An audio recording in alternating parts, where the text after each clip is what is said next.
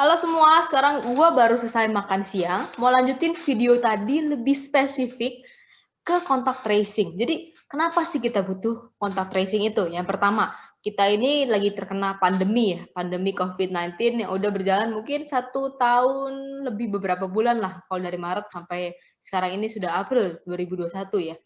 Uh, di situ ketika kita masuk ke kerja, entah itu masuk kerja atau masuk sekolah, yang sudah ada wacana bahwa sekolah itu akan dibuka atau kampus itu akan dibuka, kan perkantoran itu akan dibuka ya, maka yang salah satu yang perlu diperhatikan adalah bagaimana sih kita bisa membuat antara mungkin kalau sekolah lebih ke arah orang tua dan murid itu merasa nyaman ketika mereka itu ada di kampus gitu kan. Jadi kadang ini kalau saya lihat survei kebanyakan mungkin kalau misalnya dari pendidikan ya dunia pendidikan masih banyak sekali mahasiswa itu yang takut masuk kampus, terutama orang tuanya gitu kan. Orang tuanya lebih baik anak saya di rumah belajar nggak terlalu efektif dan nggak terlalu efisien gitu kan. Tapi yang penting dia nggak kena COVID. Gimana sih kita dari dunia pendidikan, kita dari perkantoran, kita dari bank gitu kan, bisa membuat mereka yakin merasa bahwa di tempat kita itu aman dan mereka mau kembali datang ke kita punya restoran, kita punya kantor, kita punya kampus, itu gimana caranya gitu kan.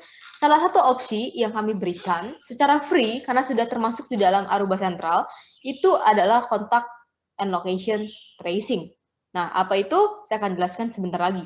Di mana kontak tracing ini kita bisa ngedetect nih, misalkan Jessica, contohnya kampus lah ya, Jessica di kampus. Jessica datang hari apa aja nih ke kampus, mungkin utilization kampus jadi 25%, anggaplah 4.000 mahasiswa, 1.000 mahasiswa per hari masuk. 1.000 mahasiswa gantian gitu ya. 1.000 mahasiswa. Contoh, misalkan Jessica ke kampus itu Senin, Rabu, Jumat. Oke, Jessica hari Senin ke kantin, Jumat itu ke perpustakaan, terus Rabu ke perpustakaan, Jumat misalkan dia ke laboratorium. Amit-amit hari Sabtu saya terkena COVID gitu kan. Nah, dari HR di kampus, dari HR di kantor gitu, bisa nge-trace. Saya 14 sampai 21 hari ke belakang itu kemana aja. Bisa dicek, oh ternyata Jessica hari Senin ke kantin. Di kantin ini ternyata dia kontak langsung dengan beberapa orang yang sangat dekat. Jadi klien-klien yang connect ke dalam satu akses point yang sama, itu kita bisa trace gitu kan. Ternyata Jessica ketemu dengan 10 orang ini, dia makan dengan 10 orang ini. Maka tugas dari HR di kampus atau di kantor itu adalah memberitahu orang-orang tersebut bahwa kamu sempat kontak dengan orang pasien yang COVID. Tolong isolasi mandiri di rumah. Bayangkan kalau nggak ada kontak tracing. Apa yang akan dilakukan? Dari pihak kampus, dari pihak kantor, akan memberikan pengumuman ke 1.000 orang yang masuk hari itu. Kalau dari 4.000 orang, 25%-nya 1.000. Dia akan memberikan pengumuman bahwa 1.000 orang yang masuk hari Senin, itu ada orang yang berkeliaran hari Senin terkena COVID. Jadi kamu tolong isolasi mandiri di rumah. Bayangkan, tiap kali dia terkena COVID, 1.000 orang isolasi, tiap kali dia kena COVID, 1.000 orang isolasi. Banyak banget. Itu jumlah yang besar lah. Kita mungkin udah pernah ngerasain lah ya, waktu COVID awal-awal kita disuruh di rumah nggak boleh kemana-mana aja, itu sengsara sejujurnya. Jadi bayangkan kalau misalnya sekarang tiba-tiba gara-gara ada orang yang kena COVID dan tidak bisa kita diberitahu siapa yang kena COVID, kita disuruh isolasi mandiri di rumah. Padahal nggak ada yang tahu, jangan-jangan saya nggak interaksi sama dia, berarti saya nggak perlu dong, gitu kan, isolasi. Nah, dengan kontak tracing ini kita bisa tahu, dia itu kemana aja. Di Senin dia akan ngasih tahu 10 orang yang ada di kantin, yang dekat dengan saya. Itu juga yang dekat dengan saya. Kalau yang jauh-jauh duduknya nggak usah. Hari Rabu, itu tadi misalkan saya ke perpustakaan, ternyata saya cuma balikin buku, cuman ketemu pegawai library gitu kan. Ya dia cuma akan ngasih tahu pegawai library doang, dia nggak akan nakutin 10 orang lain yang ada di perpustakaan itu. Dan hari terakhir ke lab, ternyata di lab itu saya cuma sendirian. Saya cuma lagi nyoba-nyoba ramuan lah, istilah seperti itu ya. Jadi kan berarti at the same time, yang hari Jumat itu nggak perlu ada satu orang pun yang kita takutin. Nah, di situ kita nge-save banyak banget loh.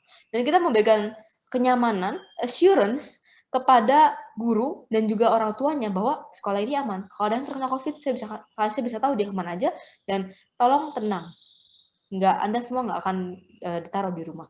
Nah, ini saya mungkin akan share ya, dari website-nya langsung, tentang Aruba Sentral yang saya juga pakai untuk di rumah. Ini Aruba Sentral saya, yang saya pakai di rumah ya.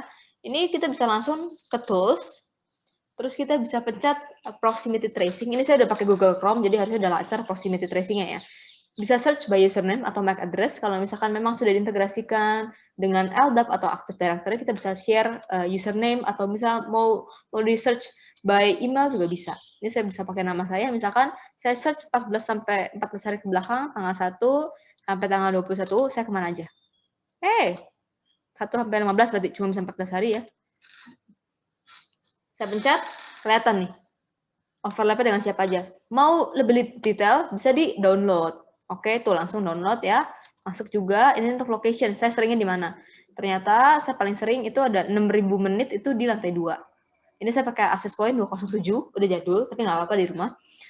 Ini juga ada 312 menit di lantai 3. Jadi kelihatan, anak ini, siswa ini, Jessica ini seringnya di mana sih? Ternyata dia cuma suka mainnya di kantin gitu kan. Ternyata, aduh, anak ini ternyata sukanya main di perpustakaan, misalkan seperti itu. Nah, coba saya buka ya dari CSV-nya ini. Saya akan stop share dulu yang ada di website, supaya saya bisa pindah ke share yang ada di CSV-nya. Nah, ini sudah muncul ya. Saya coba share ulang yang ada di CSV.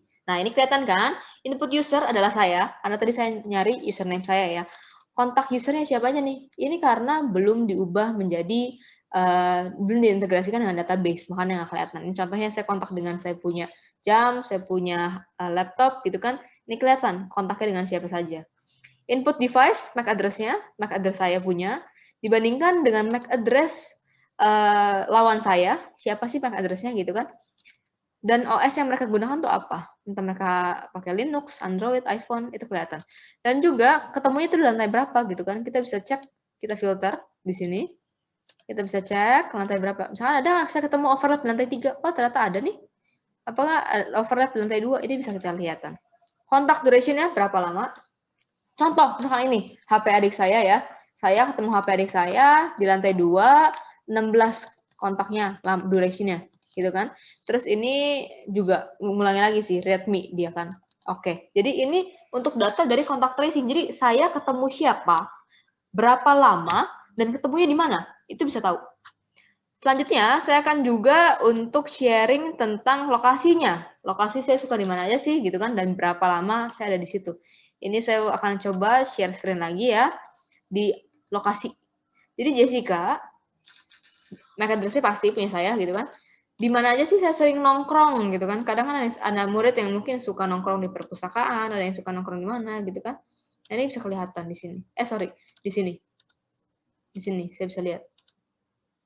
Di sini, kelihatan. Seringnya nongkrong di mana? Itu kelihatan. In total, kalau mau lihat total ya balik lagi ke kita punya website ya. Balik lagi ke Aruba Central. Ini totalnya. Lantai 2 berapa lama, lantai 3 berapa lama, itu kelihatan di sini. Nah, itu sekilas tentang Aruba punya proximity tracing atau sama location tracing ya. Jadi ini sangat berguna sih. Dalam artian ketika masuk ke kampus, terus kita bingung gitu kan, gimana cara bikin assurance ke mereka, kita bisa pakai ini. Nah, sama tadi terakhir, saya ada janji juga untuk, saya